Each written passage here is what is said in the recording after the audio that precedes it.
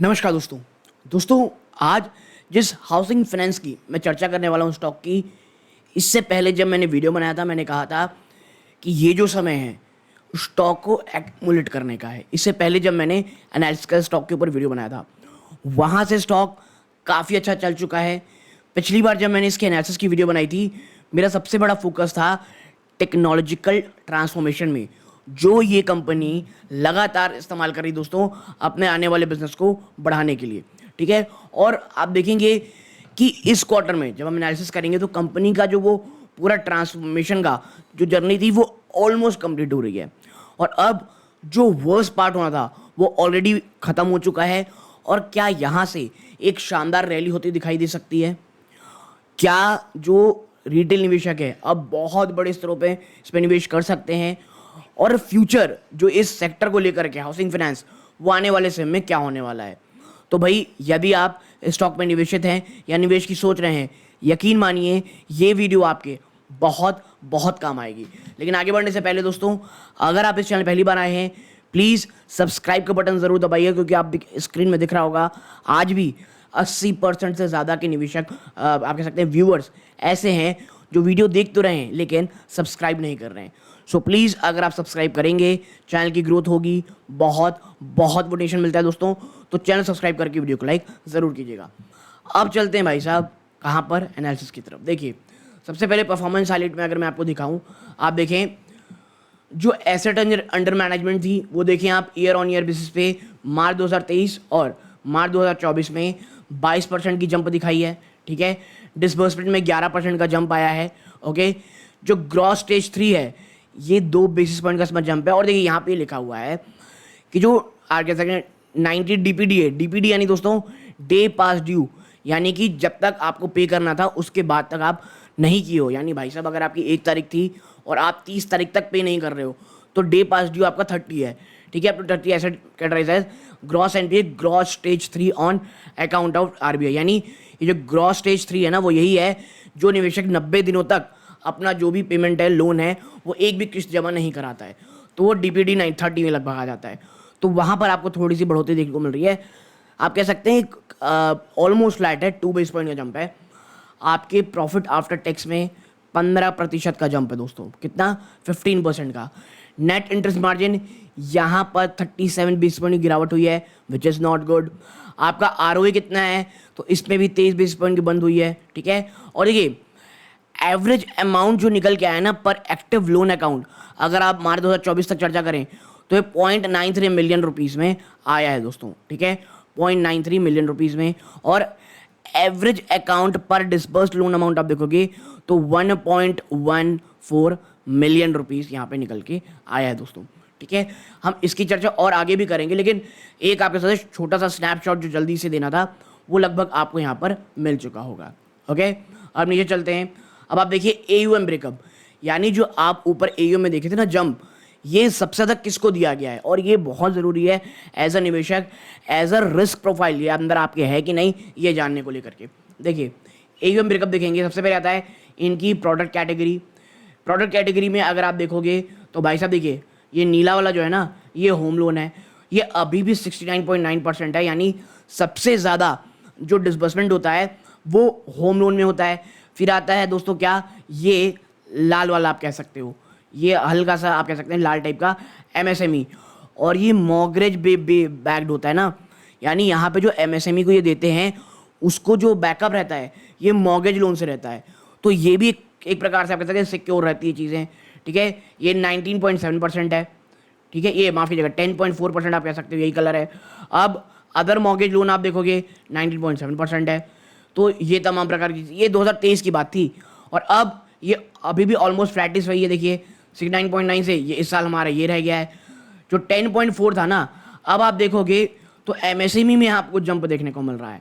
ठीक है, 17% हो गया है, और गिरावट आपकी अदर मॉर्गेज लोन से 90.7 से 13% में आ गई है।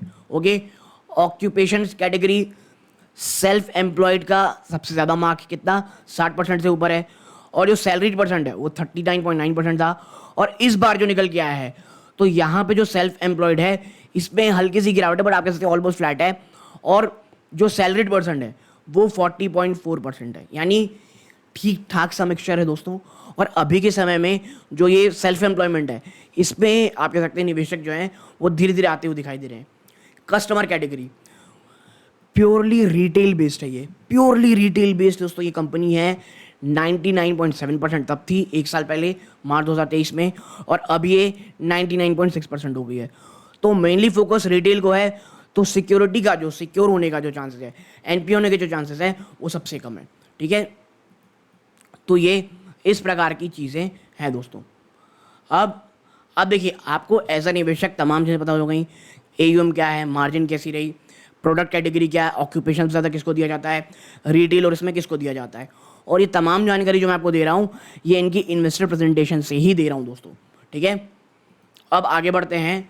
ये डिसबर्समेंट ब्रेकअप देख लो आप, ठीक है, कि किनको कैसा दिया जाता है। देखिए होम लोन, ये हमने ऑलरेडी चर्चा की है, और ये फाइनेंशियल 24 में है, तो यहाँ पर भी देखिए सबसे ज़्यादा होम लोन है।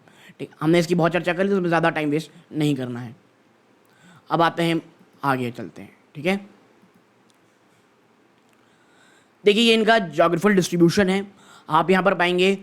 तो ये देखिए, ये जो पार्ट है ना आवास फाइनेंस का, इसमें सबसे ज़्यादा है। यानी कहाँ पर, ये जो वेस्टर्न पार्ट है, वेस्टर्न पार्ट, नॉर्दर्न पार्ट और कर्नाटक तक का, यहाँ पर कंपनी बहुत ज़्यादा फोकस कर रही है।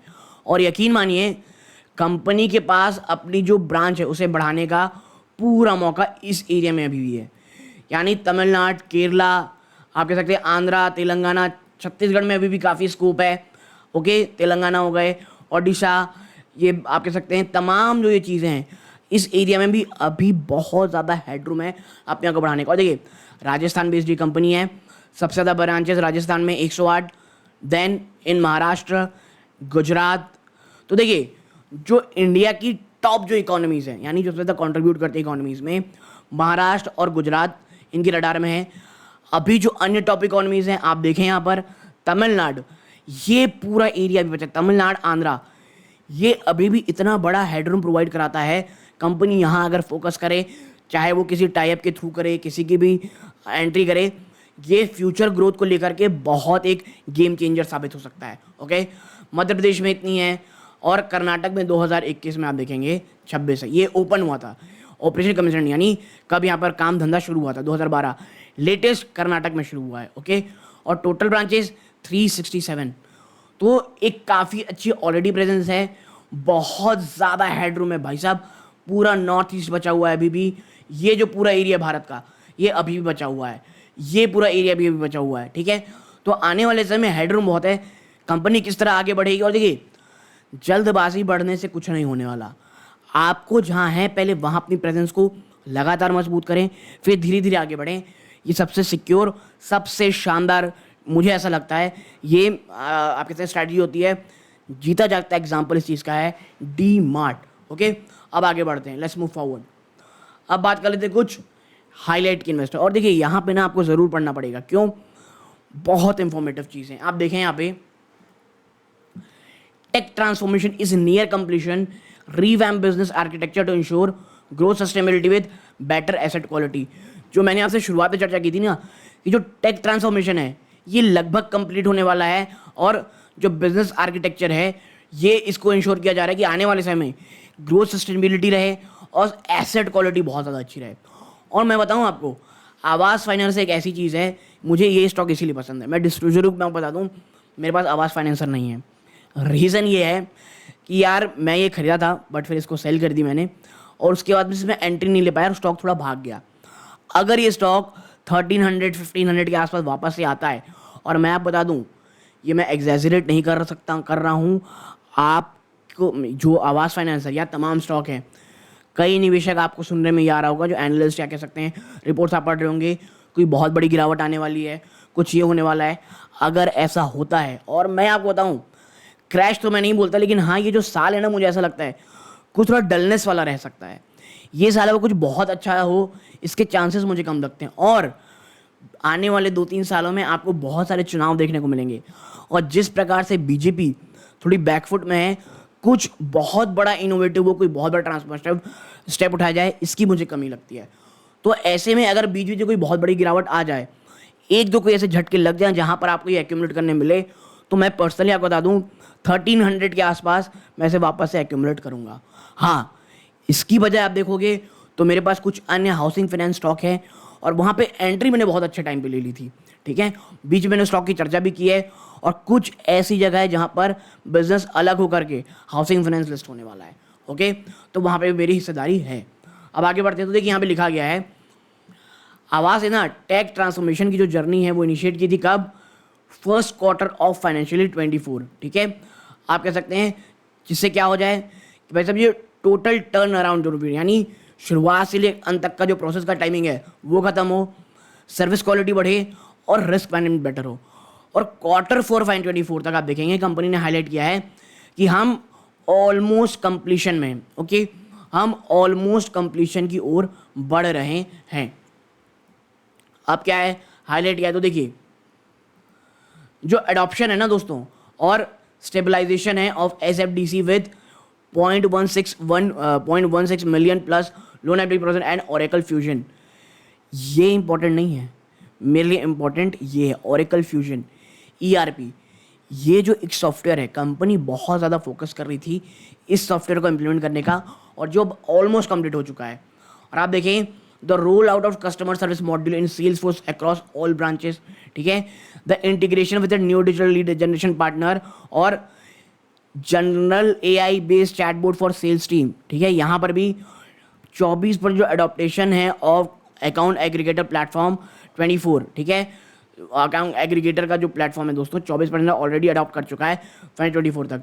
And only lead, one second, इसको पूरा आगे पढ़ते हैं।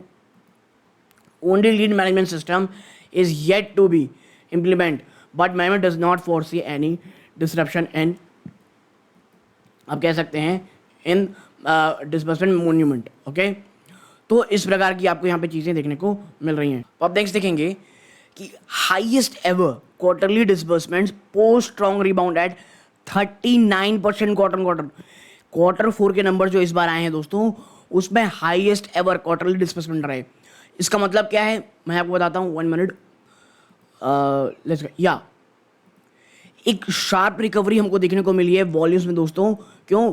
जो डिस्बर्समेंट थी दोस्तों उसमें 39% का जंप था क्वार्टर ऑन क्वार्टर और ये रिजल्ट ये किया आवास के हाईएस्ट एवर क्वार्टरली डिस्बर्समेंट के कितने 189 billion rupees, okay, led by strong Uptake in omni channel acquisition through a combination of digital आवास मित्रा, याद रखिएगा डिजिटल यानी इनकी प्लेटफॉर्म है आवास मित्रा और ब्रांच लेड ऑपरेशन। और यकीन मानिए जब भी ये दोनों चीज़ें चाहे वो डिजिटल प्लेटफॉर्म हो और इनकी जो ब्रांचेस है और आवास पिछले 1 साल के अंदर जिस प्रकार से टेक्नोलॉजिकल ट्रांसफॉर्मेशन किया है और अपने ब्रांचेस को बढ़ा रखा है, ये दोनों कॉम्बिनेशन आने वाले समय में बहुत शानदार होने वाली है। और देखिए जब भी ये सेक्टर और ज़्यादा अच्छा रिवाइव करेगा आप देखेंगे आवास फाइनेंसर उन चुनिंदा स्टॉक्स में से एक होगा जो बहुत ही ज़्यादा एक फेवरेबल चंक उसका यूज़ करेगा दोस्तों।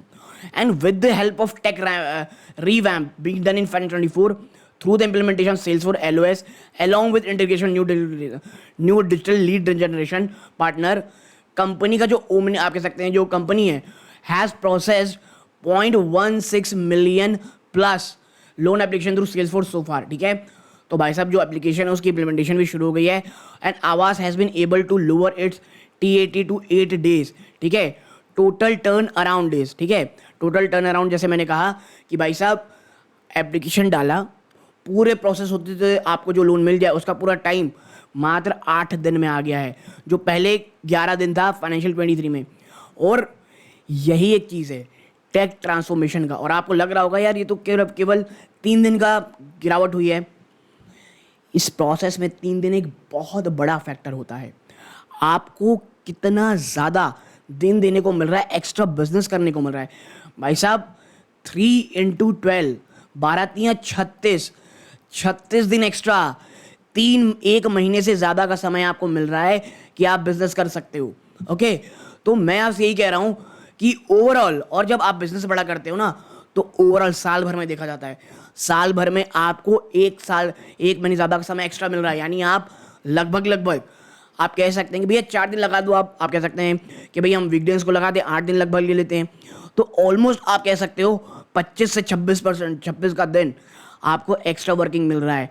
आप लगभग 13 महीने के आसपास का काम कर रहे हो। ओके, नाउ आप देखें notably the business impact during quarter 24 owing to tech transformation management change which led to 2% quarter को डिक्लाइन हुई थी डिसबर्समेंट में, ठीक है, क्योंकि आपस में ट्रांसफॉर्मेशन चेंज में चल रहे थे। और मैं इसीलिए कहता हूँ लॉन्ग टर्म निवेशकों को ऐसे स्टॉक्स ढूंढने पड़ेंगे जहाँ पर वो एक ट्रांसफॉर्मेशन जर्नी में चल रहे हो और वहाँ पे आप एक्यूमुलेट करें, ताकि जब चीज़ें ऑलरेडी प्राइस इन हो गई हों, तमाम negativity the worst is over हो जाए, उसके बाद जब रैली आए तो आप तमाम चीज़ें कर सकते हो। बाकी कुछ डेटा है जो हमारे उतने काम का नहीं है, बट हाँ अगर आप पढ़ना चाहते हो तो पॉज करके पढ़ सकते हैं, ठीक है। आप देखें pristine asset quality with lowest ever 1+ DPD, ठीक है, कह सकते हैं जो एसेट क्वालिटी है वो बहुत ज़्यादा अच्छी है। कैसे? आवास का जो लगातार कंसिस्टेंट एफर्ट रहा है क्वालिटी सोर्सिंग और कंसिस्टेंट कलेक्शन रिजल्ट को लेकर के, इन्होंने लोएस्ट एवर 1+ TPD यानी ड्यू पर डेज जो रहता है 3.12% क्वार्टर 4 2024 वर्सेज 3.75% क्वार्टर 3, यानी क्वार्टर आपकी यहाँ पे गिरावट हुई है। और जो प्रॉफिट क्वालिटी, जो पोर्टफोलियो क्वालिटी हुई है वहाँ इंप्रूवमेंट हुई है कंपनी की, is a result of its focused approach generating quality lead by leveraging technology and data analytics in valuating customer through, ठीक है। तो देखिए ये इसी प्रकार की चीज़ें हैं कि टेक्नोलॉजी का सही इस्तेमाल, सही समय पे इम्प्लीमेंटेशन, ये बहुत ज़्यादा इंपॉर्टेंट है। ओके, अब देखिए तमाम जो जानकारी है हम ऑलरेडी कर चुके हैं, तमाम चीज़ों को हमने देखिए कर चुके हैं। बोरोइंग जो कॉस्ट है ये पीक्ड आउट हो चुकी है, ये एक बहुत इंपॉर्टेंट पॉइंट हम चर्चा करनी थी, ठीक है। और जो नेट इंटरेस्ट मार्जिन दोस्तों ये आने वाले समय में इंप्रूव होगा। देखिए जो होम लोन की जो यील्ड है ये 12.5 से बढ़ता 12% है दोस्तों। और आप देखें PLR है वो भी उसमें जंप देखने को मिल रहा है दोस्तों 25 बेसिस पॉइंट का फाइनेंशियल 24 से, जो कि पॉजिटिवली इंपैक्ट करेगा यील्ड को। कहाँ से? क्वार्टर फर्स्ट फाइनेंशियल 24, यानी आपको जो इस बार क्वार्टर 1 में नंबर आने वाला है बहुत ज़्यादा चांसेस हो सकते हैं आपको इस बार नंबर और ज़्यादा अच्छे करते दिखाई दें। और एक बार आवास फाइनेंसर 21-2200 के ऊपर चला गया, ठीक है, अगर क्वार्टर में अच्छे नंबर आते हैं तो फिर मुझे लगता है 2000 का लेवल उतना ही बड़ा सपोर्ट बन के निकलेगा जितना बड़ा आज के समय में वो रेजिस्टेंस है। ओके, अब आप देखें